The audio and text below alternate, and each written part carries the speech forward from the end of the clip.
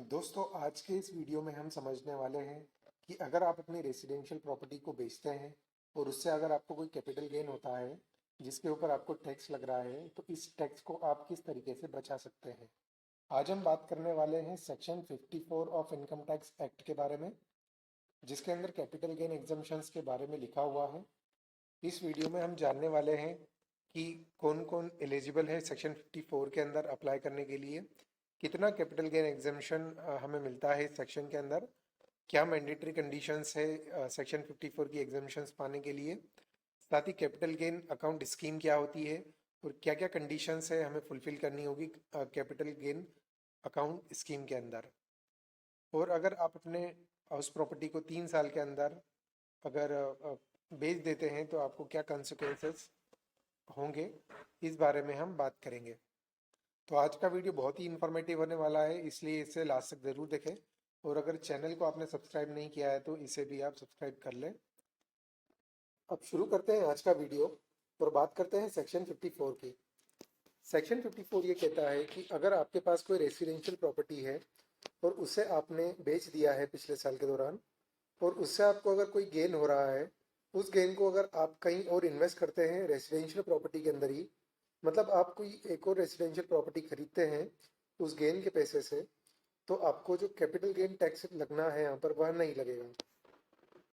मतलब यहाँ पर आप एग्जम्पशन क्लेम कर सकते हैं अगर आप इन्वेस्ट करते हैं किसी एक और रेजिडेंशियल प्रॉपर्टी के अंदर, या तो उसके परचेज में और या तो उसके कंस्ट्रक्शन में। तो मैं आपको बता दूं सबसे पहले कि केवल इंडिविजुअल और एचयूएफ ही एलिजिबल है जो क्लेम कर सकते हैं इस बेनिफिट को। कंपनीज यहाँ पर क्लेम नहीं कर सकती है, इन्हें सेक्शन 54 का बेनिफिट नहीं मिल सकता है। साथ ही जो हाउस प्रॉपर्टी आप सेल कर रहे हो वह एक लॉन्ग टर्म कैपिटल एसेट होना चाहिए। इसके अलावा जो प्रॉपर्टी आप सेल कर रहे हो वह एक रेसिडेंशियल हाउस होना चाहिए। इसकी जो इनकम है वह चार्ज होना चाहिए इनकम फ्रॉम हाउस प्रॉपर्टी के अंदर। यहाँ पर एक और कंडीशन है कि जो आप नया रेसिडेंशियल हाउस प्रॉपर्टी खरीदोगे उसे जो डेट ऑफ ट्रांसफ़र है उसके 1 साल पहले आपको खरीदना है, या तो फिर 2 साल का आपको टाइम पीरियड मिलता है, उसके दौरान आपको इसे परचेस करना होता है। अगर आप कंस्ट्रक्शन कर रहे हो तो आपको 3 साल का टाइम पीरियड दिया जाता है। यहाँ पर 3 साल के अंदर आप इसे कंस्ट्रक्ट कर सकते हो डेट ऑफ ट्रांसफ़र के। एक और इम्पोर्टेंट बात, यहाँ पर जो आप हाउस प्रॉपर्टी परचेस कर रहे हो वह होना चाहिए केवल इंडिया के अंदर, आप अब्रॉड इसे परचेज नहीं कर सकते। और दूसरी चीज़, अगर अगर आपने किसी भी तरह की कंडीशंस फुलफिल नहीं करी है ऊपर जो लिखी हुई है तो आप एग्जम्पशन क्लेम नहीं कर सकते हैं सेक्शन 54 के अंदर। अब हम बात करते हैं कि कैपिटल गेन एग्जम्पशन आप कितना ले सकते हो, कितने अमाउंट का आप एग्जम्पशन क्लेम कर सकते हो सेक्शन 54 के अंदर। तो दोस्तों आप एग्जम्पशन क्लेम कर सकते हो, वह होगा जो ए और बी है इसमें जो लोअर अमाउंट है उसको इतना ही एग्जम्पशन आप क्लेम कर सकते हो। तो ए में दिया गया है अमाउंट ऑफ कैपिटल गेन जो कि आपको ट्रांसफ़र पर हो रहा है, या दूसरा जो आप इन्वेस्टमेंट आपने किया है कंस्ट्रक्शन या परचेज में नए रेसिडेंशियल हाउस प्रॉपर्टी के लिए।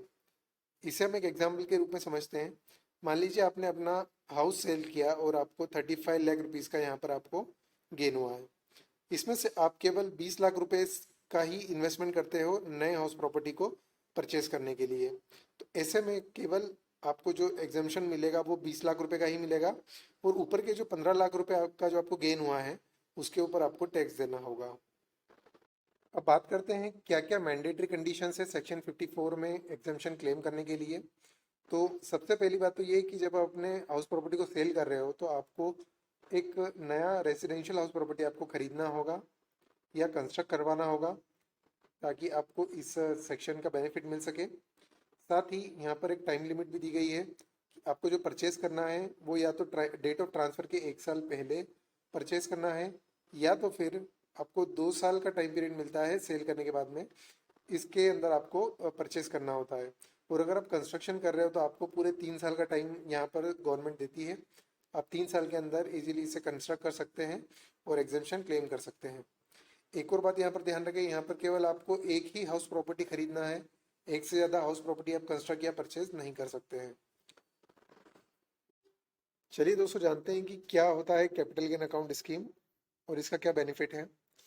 मान लीजिए अगर आपने due date of return filing के पहले अगर आप अपना परचेज या कंस्ट्रक्शन कंप्लीट नहीं कर पाते हैं और फिर भी अगर आप अपना टैक्स सेव करना चाहते हैं तो ऐसे में आपको क्या करना है कि जो आपका जितना भी सेल प्रोसीड आपको मिला है उसे आपको कैपिटल गेन अकाउंट स्कीम के अंदर डिपॉजिट करना है और इस तरीके से आप जो एग्जामेशन है उस साल क्लेम कर सकते हैं जिस साल में आपने प्रॉपर्टी को अपनी सेल किया है। अब बात करते हैं कि कैपिटल गेन अकाउंट स्कीम के अंदर कौन कौन सी कंडीशंस है। इन कंडीशंस को आपको फुलफिल करना होगा, जैसे कि आप जो पैसा है अपना उसे आप केवल अप्रूव्ड बैंक ब्रांचेस में ही, जो ऑथराइज बैंक ब्रांचेस है उसके अंदर ही आप डिपॉजिट कर सकते हैं। जो रूरल ब्रांचेस है उसके अंदर आप डिपॉजिट नहीं कर सकते हैं। साथ ही जो आपको डिपॉजिट करना है अमाउंट वह due date of return filing के पहले करना है, जो कि होती है आपके लिए 31 जुलाई।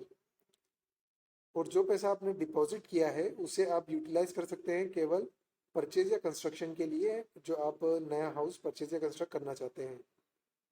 और मान लीजिए अगर आपने वो जो पैसा है उसको अनयूटिलाइज रखा है, मतलब उसको यूटिलाइज नहीं किया है, तो 3 साल के टाइम पीरियड के बाद में आपको उसके ऊपर टैक्स देना होगा। अब एक और यहाँ पर इम्पोर्टेंट बात, जो नया हाउस प्रॉपर्टी आपने परचेज किया है उसको आप 3 साल तक ट्रांसफ़र नहीं कर सकते हैं। अगर आपने 3 साल के पहले उसे ट्रांसफ़र कर दिया, सेल कर दिया, तो फिर आपको जो भी टैक्स का एग्जेम्पशन मिला था उसके ऊपर आपको वापस से कैपिटल गेन टैक्स का पेमेंट करना पड़ेगा। इस वीडियो का डिस्कशन हम यहीं पर एंड करते हैं।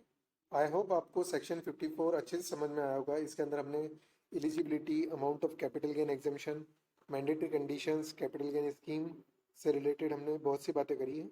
साथ ही मैंने आपको बताया कि जो नई हाउस प्रॉपर्टी है आप उसको 3 साल के अंदर बेच नहीं सकते हैं।